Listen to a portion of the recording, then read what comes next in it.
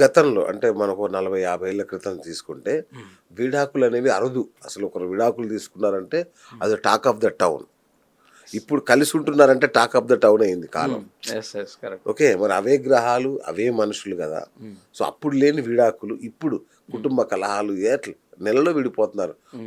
ఒక వార్త చూసా మొన్న. హ్మ్. 3 అవర్స్‌లో విడాకులంట. హ్మ్. పెళ్లైన 3 గంటల్లో. హ్మ్. హ్మ్. వీళ్ళిద్దరు పెళ్లయిన తర్వాత హ్మ్. రిసెప్షన్ తర్వాత కిందకి నడుచుకుంటూ వస్తుంటే హ్మ్. ఆ అమ్మాయి గౌన్ తట్టి తూలి పడిందంట. హ్మ్. తూలి పడితే వీడు నవ్వాడు ఆ! పెళ్ళికొడుకు. అయ్యో!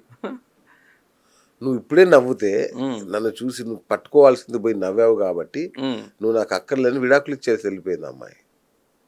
ఇది కాలం. హ్మ్. ఇది ఏంటి మార్పు మరి? ఆ రోజుల్లో మీరు 30 సంవత్సరాల క్రితం ఎళ్తే ఆ రోజుల్లో వాళ్ళు పుట్టిన లగ్నాల్ని మనం పరిశీలిస్తే హ్మ్. చాలా వరకు, చాలా వరకు సప్తమ స్థానాల్లో ఇబ్బందులు లేకుండా పుట్టిన లగ్నాల్లోనే ఉన్నారు. హ్మ్. కాబట్టి వాళ్ళ మీద గ్రహస్థితి 100% పనిచేస్తుంది. ఓకే.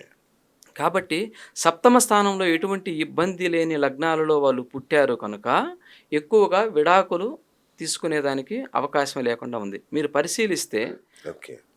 పరిశీలిస్తే 100% మీకు ఈ విషయం బోధపడుతుంది. ఓకే.